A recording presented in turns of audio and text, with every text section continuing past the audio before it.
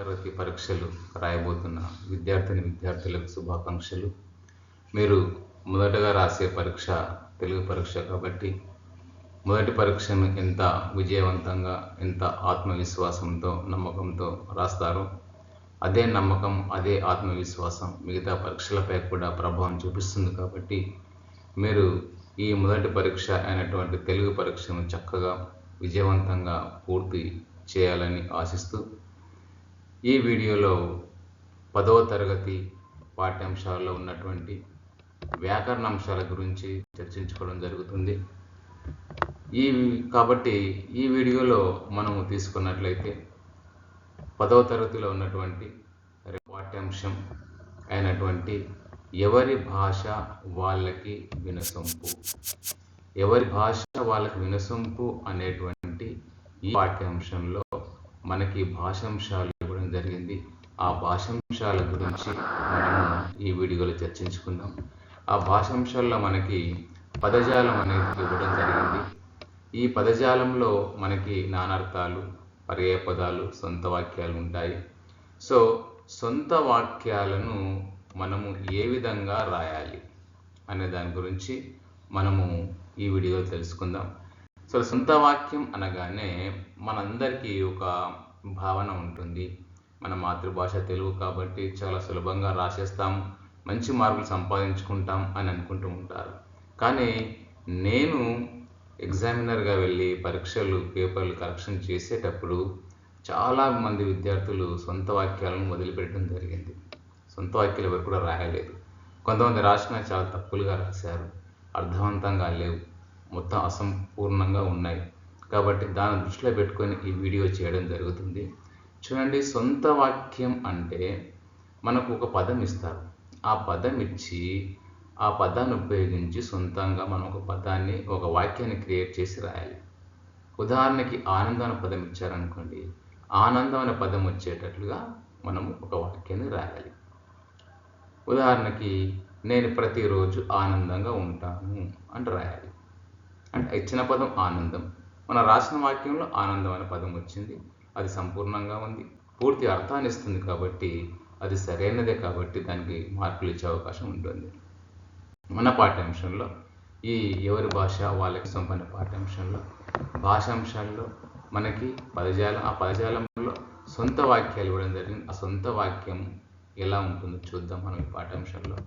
మొదటిది చూసుకుంటే యాది చేసుకొన అనేది ఉంది. ఇక్కడ ఏముందండి? ఇక్కడ మొదటి పదం కనుక తీసుకుంటే యాది చేసుకొన అనేది ఇవ్వడం జరిగింది. ఇక్కడ ఈ యాది చేసుకొను అనేటువంటి ఈ పదాన్ని ఉపయోగించి మనం సొంత వాక్యం రాయాలి. ఏం రాయాలి? సొంత వాక్యం రాయాలి. చూడండి, ఇక్కడ నేను పరీక్షల్లో జవాబులు యాది చేసుకొని రాస్తాను. అక్కడ ఇచ్చినటువంటి పదం యాది చేసుకొను. ఇక్కడ మనం రాసినటువంటి వాక్యంలో కూడా యాది చేసుకొను అనేటువంటి పదం వచ్చింది.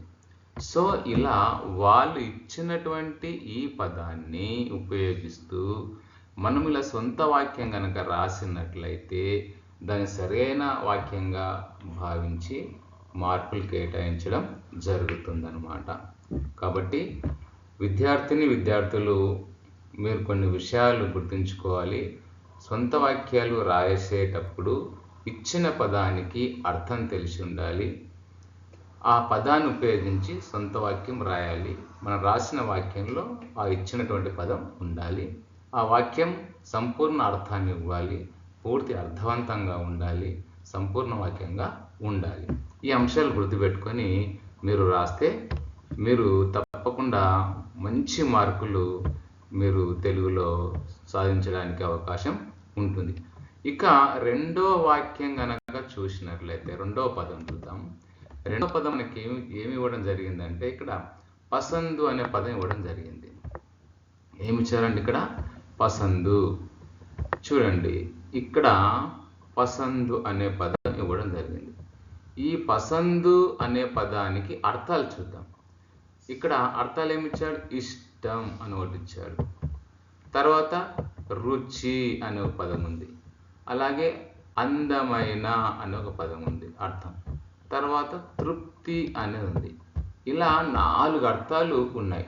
ఈ 4 అర్థాలు వచ్చేటట్లుగా మీరు పసందు అనే పదాన్ని ఉపయోగించి ఒక సొంత వాక్యాన్ని క్రియేట్ చేయాలి.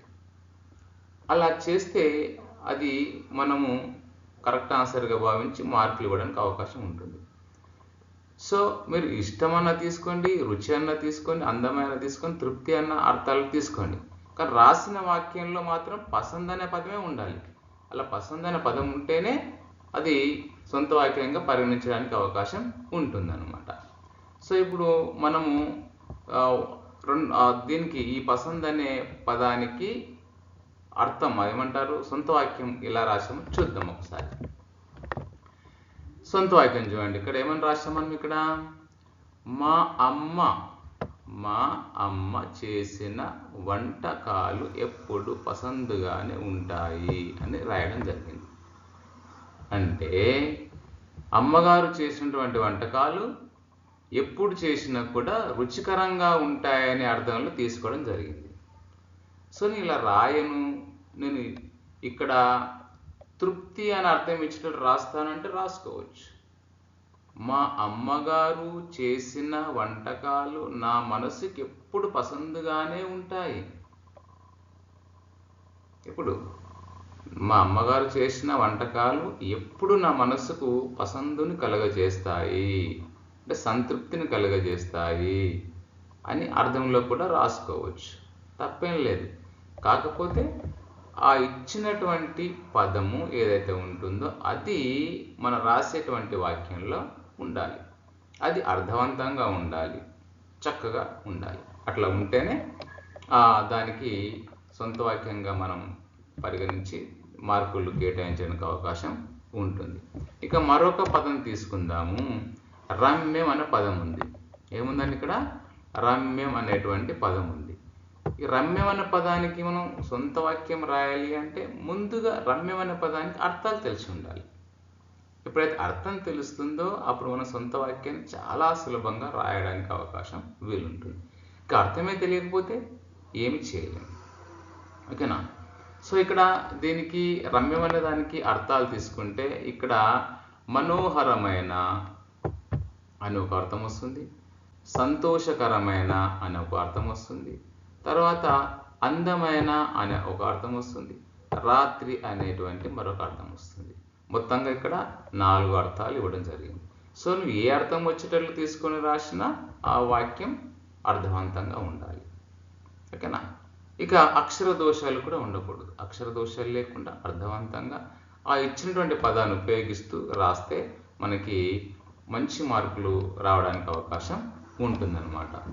ఉదాహరణకు ఈ రమ్యం అనే పదం వచ్చేటట్లుగా ఒక వాక్యాన్ని రాసి చూద్దాం ఎలా ఉంటుందో. ఇక్కడ ఏమి ఇవ్వడం జరిగింది? కోయిల పాట చాలా రమ్యముగా ఉంటుంది. ఇక్కడ ఏమిచ్చారు? కోయిల పాట చాలా రమ్యముగా ఉంటుంది అనేటువంటిది రాయడం జరిగింది. అంటే ఇక్కడ వాళ్ళు ఇచ్చిన పదం ఏంటి? రమ్యం. ఇచ్చిన పదం ఏంటి? రమ్యం. ఇక్కడ మనం ఉపయోగించింది కూడా రమ్యం అనే పదం ఇక్కడ ఉపయోగించాం. ఇక్కడ రమ్యం ఉపయోగించాం కదా. అంటే రమ్యం అనే పదము వచ్చేటట్లుగా మనం ఒక వాక్యాన్ని సృష్టించి రాసాం. అది సొంతంగా రాసాం, ఎక్కడో చూసి రాయలేదు. కాబట్టి కోయిల పాట చాలా రమ్యముగా ఉంటుంది అనే వాక్యం రాసాం. దాంట్లో వాళ్ళు ఇచ్చిన పదం కూడా వచ్చింది. ఇలా వాళ్ళు ఇచ్చిన పదము మన రాసిన వాక్యంలో వచ్చేటట్లుగా అర్థవంతంగా అక్షర దోషాలు లేకుండా రాసినట్లయితే మనకి 1 ఉంటే 1 మార్కు, 2 ఉంటే 2 మార్కులు ఇవ్వడం జరుగుతుందన్నమాట. అలాగే మరొక ఉదాహరణ చూద్దాము. క్షేత్రం. క్షేత్రం అనే పదం వచ్చింది. ఈ క్షేత్రం అనే పదానికి కూడా అర్థం తెలిస్తేనే మనము సొంత వాక్యం సులభంగా రాయడానికి అవకాశం ఉంటుంది. దీనికి అర్థం ఏముంది? పుణ్యస్థానం, భూమి, శరీరం, పుణ్యక్షేత్రం, ప్రదేశం, ఈ 4 అర్థాలు ఉన్నాయి. అంటే మొత్తానికి ఇక్కడ 5 అర్థాలు ఇవ్వడం జరిగింది. నువ్వు ఏ అర్థం వచ్చేటట్లు రాసినా ఇబ్బంది ఏమీ లేదు.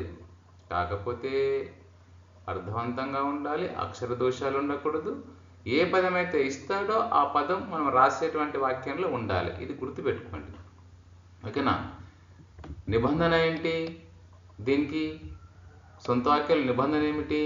వాళ్ళు ఇచ్చిన పదం మనం రాసేటువంటి వాక్యంలో ఉండాలి, అర్థవంతంగా ఉండాలి, తర్వాత అక్షర దోషాలు ఉండకూడదు. ఈ 3 మనము ఉపయోగించి రాస్తే, ఈ 3 నిబంధనలు ఉపయోగిస్తే మనకి మంచి మార్కులు వచ్చేటువంటి అవకాశం ఉంటుంది. ఒకటో నిబంధన ఏమిటి?